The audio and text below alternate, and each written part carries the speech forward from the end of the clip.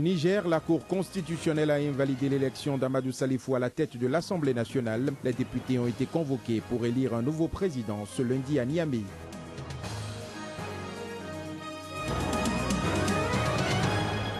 Le président nigérien Goodluck Jonathan accueille ce lundi à Abuja les dirigeants ouest-africains pour un sommet d'une journée sur la sécurité. Il s'agit de la 46e session des chefs d'État de la CEDEAO. Dans cette édition, nous parlerons également de l'art africain. Nous irons à la découverte de la Nigériane Zainab Achadou, créatrice de la marque Zachadou, vendue à Miami, Londres et Paris.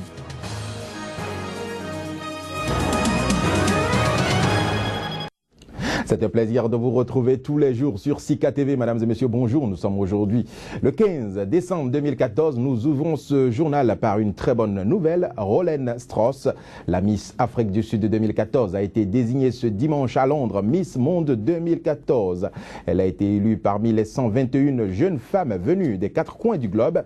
Rolene Strauss, jeune femme âgée de 22 ans, est passionnée de sport et de musique. Elle était la favorite du moins des bookmakers britannique. Elle succède ainsi à la Philippine Megan Young. La Miss Hongrie et la Miss États-Unis se classent respectivement 2e et 3e. La Miss France 2014, Flora Coquerel, n'est de son côté pas parvenue à se glisser parmi les 25 dernières finalistes. Je vais me préparer pour ce qui va arriver. C'est une énorme responsabilité, a déclaré la nouvelle Miss Monde, Rolene Strauss, étudiante en 4e année de médecine, qui rêve d'ouvrir une entreprise centrée sur la santé des femmes. Elle pratique le golf, le vélo, joue de la flûte, du piano et de la guitare, selon le comité d'organisation de Miss Monde. Le Burkina Faso, à présent, un hommage officiel a été rendu ce week-end au journaliste Norbert Zongo et à ses compagnons d'infortune tombés sous le régime Compaoré il y a de cela 16 ans. Un crime resté non élucidé par la justice du pays. La cérémonie d'hommage suivie d'un géant meeting avec la participation des membres du gouvernement de la transition a eu lieu dans la capitale Ouagadougou. Reportage.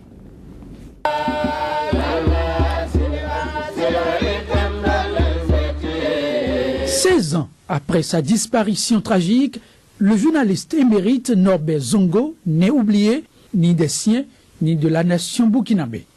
Journaliste, homme politique, membre d'ONG, d'associations à but non lucratif et citoyen lambda épris de justice, porte toujours le deuil. Pour l'instant d'hommage, le cimetière où repose la dépouille de Norbert Zongo et celle de ses 3 camarades était bondé de monde. Recueillement, mais aussi regret pour cette longue période d'inaction. 16 ans, c'est trop. C'est une attente trop, bien sûr. Puisque les commanditaires sont connus, les assassins sont connus, on pouvait bien les arrêter. À juste titre, à travers une marche pacifique, des milliers de personnes ont pris d'assaut les rues pour exiger que justice soit faite. À leur côté, le Premier ministre intérimaire et ceux de la sécurité et de la justice. Nous avons préféré être sur place pour entendre ce que le peuple veut. Le message est très clair, le peuple veut la justice. Alors je puis vous rassurer que la justice sera rendue au camarade Norbert Zongo. Justice sera rendue à tous ceux qui sont tombés sous les balles assassines du président Blaise Compaoré. De quoi rassurer le peuple burkinabé tout entier et partant, l'association des journalistes du Burkina et le mouvement burkinabé des droits de l'homme et des peuples. Enquêtant sur le meurtre sous torture de David Ouedraogo, le chauffeur de François Compaoré, frère cadet de Blaise Compaoré, Norbert Zongo avait été abattu. Cette affaire, restée sans suite, incarne les dérives les plus graves du régime du président Compaoré, chassé par la rue le 31 octobre après 27 ans de règne. Au lendemain du crime crapuleux en question, aucune condamnation n'avait été prononcée malgré des années de procédure. Le Niger à présent, les députés sont appelés à procéder à une nouvelle élection ce lundi pour désigner le président de l'Assemblée nationale. L'information a été rendue publique par un communiqué du Parlement ce dimanche. Ainsi en a décidé la Cour constitutionnelle après l'invalidation de l'élection à ce poste de l'ex-opposant Amadou Salifou. Reportage.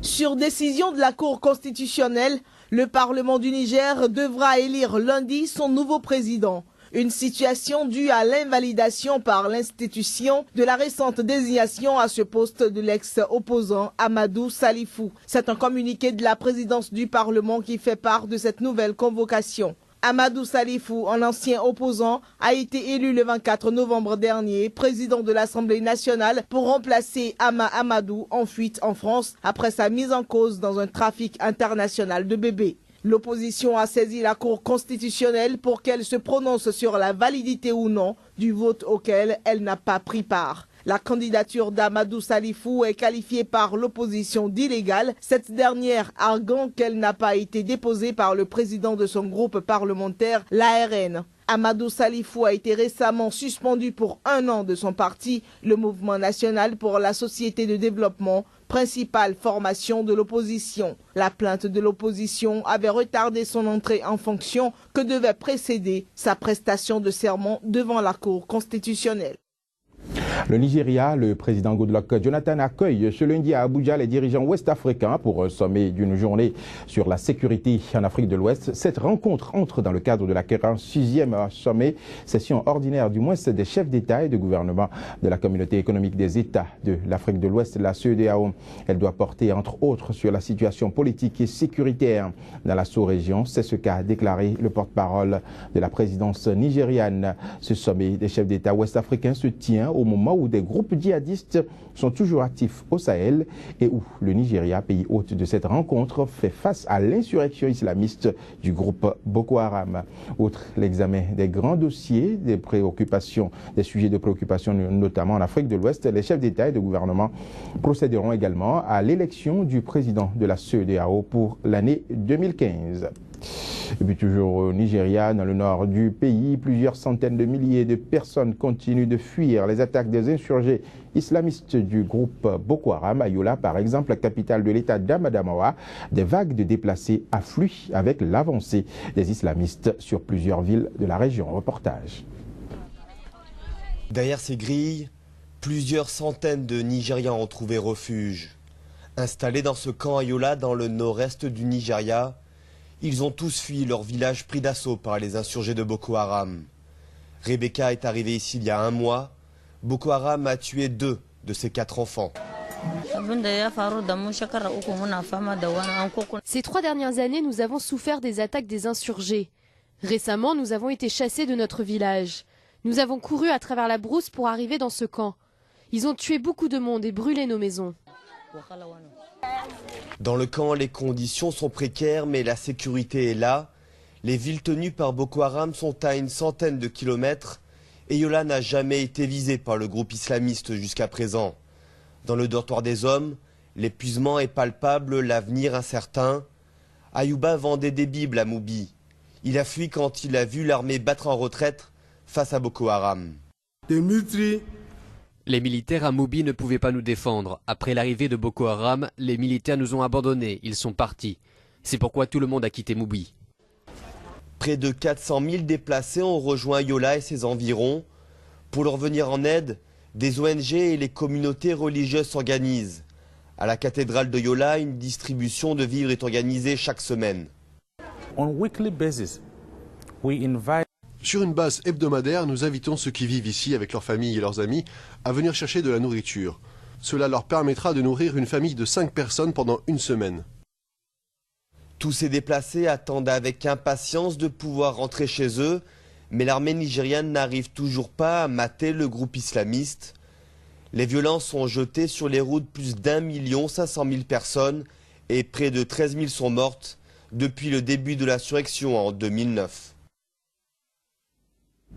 La page découverte de cette édition à présent nous emmène sur le terrain de l'art africain. Sac coloré et pochette chic en peau de python, la Nigériane Zainab Achadou, créatrice de la marque Zachadou, est connue dans les grandes capitales occidentales, notamment à Miami, Londres et Paris. Grâce à son inspiration, elle réhabilite un savoir-faire ancestral de tannage et de teinture du cuir. Reportage. Un sac en python stylisé, signé Zachadou. Dans cet atelier de la banlieue de Lagos, Zina Achadou confectionne des sacs à main chics et artisanaux. Mais le plus grand souci pour cette jeune créatrice nigériane, c'est d'imaginer le sac idéal. C'est le sac parfait au quotidien. Il peut servir le jour, la nuit, d'une ville à l'autre. Vous pouvez quitter Lagos et arriver à Paris sans avoir à changer de sac. Et vous pouvez ensuite sortir le soir ou aller à un rendez-vous professionnel sans avoir à changer de sac. Des sacs 100% made in Nigeria, Zainab travaille avec des tanneurs basés à Kano, la plus grande ville du nord du Nigeria. Réputée pour leur savoir-faire ancestral, ces artisans lui fournissent certaines des plus belles pièces de cuir au monde. Nous travaillons de manière durable et de deux façons. Nous recyclons les cuirs, comme cela, ou nous travaillons avec des cuirs nigérians produits durablement. Zainab fabrique 200 à 300 sacs par an avec une demi-douzaine d'employés. Après les études d'art à Londres, elle a décidé de s'installer à Lagos pour lancer sa griffe, Zachadou. Un challenge qui lui a demandé beaucoup d'énergie. Lagos est une ville très attractive, mais le manque d'infrastructures adéquates et les pannes quotidiennes d'électricité sont de véritables contraintes. Il y a tellement de choses qui sont difficiles au Nigeria. Je ne veux décourager personne de lancer son business, que ce soit pour faire des sacs ou autre chose. Mais il faut être coriace, s'impliquer à fond et être vraiment passionné. D'une pochette en cuir de chèvre à 150 € jusqu'à des sacs en python à 800 €, Zainab a déjà conquis la bourgeoisie locale, séduite par l'originalité et l'authenticité de la designer. Ce que j'apprécie, c'est qu'ils soient fabriqués par une Nigériane au Nigeria. Ils ont l'air très chers et ils le sont. Ce que j'apprécie aussi, c'est qu'on ne les trouve pas partout. Comme ça, on n'a pas le même sac que tout le monde. Depuis un an, Zachadou s'exporte à l'international. La marque est entrée dans les magasins de luxe de Johannesburg et Londres, en passant par Miami et Paris. La mode africaine plaît, d'autant plus quand c'est un luxe durable. Le Soudan du Sud à présent, Djouba, la capitale du pays, a enregistré les premiers combats au sein de son armée. C'était le 15 décembre 2013. Aujourd'hui, donc, jour anniversaire. Une armée minée par des antagonismes politico-ethniques sur fond de rivalité au sein du régime entre le président Salva Kiir et son ancien vice-président Riek Machar. Reportage. Autrefois, cette église servait de sanctuaire pour les habitants de Bor. C'est désormais le tombeau d'une quarantaine de personnes massacrées il y a un an. Cette femme est la seule survivante. Aveugle, elle reste traumatisée par les cris des mourants. Ils m'ont trouvé ici et ils m'ont traîné dans le camp où ils tuaient les gens. Il y avait beaucoup de gens et ils ont commencé à les tuer. J'ai entendu les balles. Je pense que Dieu m'a sauvée. Une année s'est écoulée au Soudan du Sud depuis les premiers affrontements entre plusieurs factions militaires dans la capitale, Djouba, le 15 décembre 2013. Point de départ d'une guerre civile sanglante qui s'est ensuite étendue dans tout le pays. Le président Salva Kiir et son rival, l'ancien chef de l'État Riek Machar, ont conclu plusieurs cessez-le-feu. Mais aucun n'a duré plus de quelques jours. Et de nombreux observateurs doutent désormais d'une résolution rapide du conflit. Nous devons craindre le pire. Nous devons craindre de voir les abus continuer. Et nous allons continuer de voir une division très dangereuse et vraiment effrayante entre les deux plus grands groupes ethniques du Soudan du Sud. La rivalité politique a rapidement dégénéré en un conflit ethnique, marqué par des massacres entre populations. D'un côté les Dinka, fidèles au président Kiir, et de l'autre les Nuer, soutien de l'ex-président Machar. Entre 50 et 100 000 personnes ont péri dans le conflit et près de la moitié des 12 millions d'habitants du pays survivent désormais grâce à l'aide humanitaire. Simonton fait partie des 2 millions de réfugiés qui ont fui les combats.